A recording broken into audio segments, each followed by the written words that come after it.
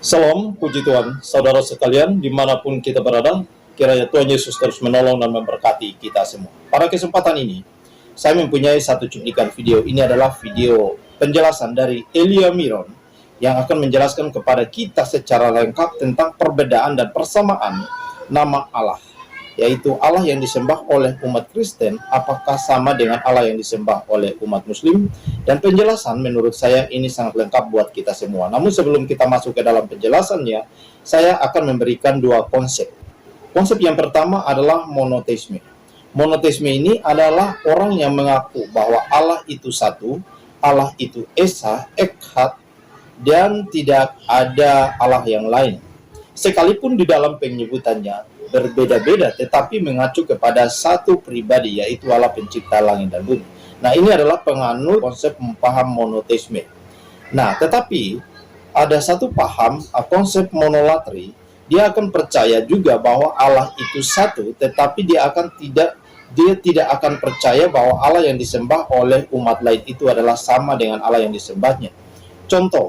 Contoh ini kita temukan di dalam kitab Perjanjian Lama, yaitu ketika Musa membawa bangsa Israel keluar dari tanah Mesir menuju tanah Kanaan. Allah berkata kepada bangsa Israel, Yahweh adalah Tuhannya orang Israel, adalah Allahnya bangsa Israel, dan bukan Allah bangsa Mesir. Nah, ini adalah konsep monolatri. Artinya dia percaya bahwa Allah itu satu, dan dia tidak percaya Allah yang disembah oleh umat lain itu sama. Nah, oleh karena itu kita akan melihat, dan menurut saya penjelasan berikut ini dari Elia Miron akan menjelaskan secara tuntas buat kita semua dan clear tentang nama-nama Allah di dalam kitab Perjanjian Lama baik Perjanjian Baru.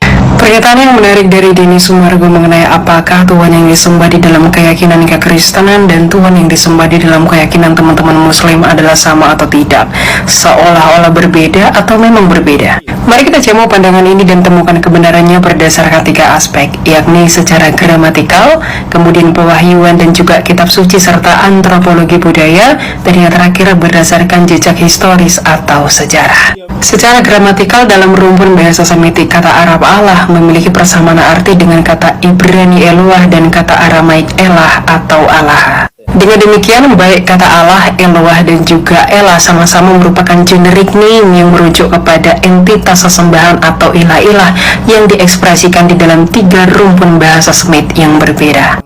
Di dalam keyahudian dan kekristenan, kita sama-sama menyembah Allah yang esa dan Allah yang satu, yaitu Hashem atau Yod-Heh-Vav, atau seringkali disebut dalam tradisi Yahudi sebagai Adonai, di mana Yod-Heh-Vav merupakan nama dari sesembahan umat Israel, yaitu Allahnya Abraham, Ishak, dan Yakub.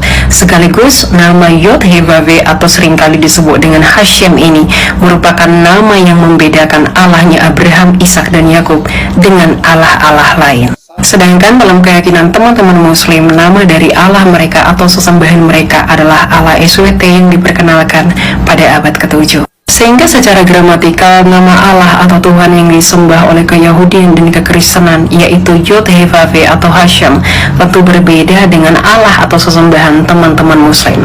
Karena jikalau sama secara gramatikal, maka nama Yod-Heh-Vav atau Hashem di dalam bahasa Ibrani harus dipertahankan di dalam bahasa Arab, karena Yod-Heh-Vav bukanlah huruf vokal melainkan konsonan yang merujuk kepada nama diri dari Allahnya Abraham, Ishak, dan Yakub. Yang berikutnya berdasarkan antropologi budaya dan pewahyuan kitab suci. Hingga sekarang baik keyahudian dan kekristenan sama-sama memegang kitab Torah, yaitu kitab Musa, kitab para nabi, dan juga Ketuvim, di mana berdasarkan kitab-kitab inilah keyahudian dan kekristenan menemukan ide mengenai Hashem yang memiliki firman dan roh itu. Hal ini berbeda dengan teman-teman Muslim, di mana mereka mengenal sesembahan mereka, yaitu Allah SWT yang bersumber daripada Al-Quran, yang sekalipun mereka meyakini Taurat, yaitu kitabnya Musa, namun mereka tidak memegang Torah atau Taurat sebagaimana keyahudian dan kekristenan saat ini. Dan tentu saja kita tidak boleh lupa mengenai Allah SWT yang diperkenalkan oleh Al-Quran pada abad ke-7. Tentu tidak pernah diperkenalkan di dalam Torah, yaitu kitabnya Musa, kitab para nabi, Nefim, dan Ketuvim yang dipegang oleh kekristenan dan keyahudian saat ini. Jadi tentu saja Allah yang disembah oleh keyahudian dan kekristenan dengan Allah yang disembah teman-teman Muslim adalah Allah yang berbeda. Lagi pula pengajaran yang terkandung juga sangat berbeda, di mana Allahnya Abraham, Ishak dan Yakub, yakni Yod-Heh-Vav yang disembah oleh kekristenan dan keyahudian, mengisyaratkan pertumpahan darah sebagai pengampunan dosa. Hal ini berbeda dengan Allah SWT yang diperkenalkan oleh teman-teman muslim, di mana tidak ada syarat pengampunan dosa dengan pertumpahan darah.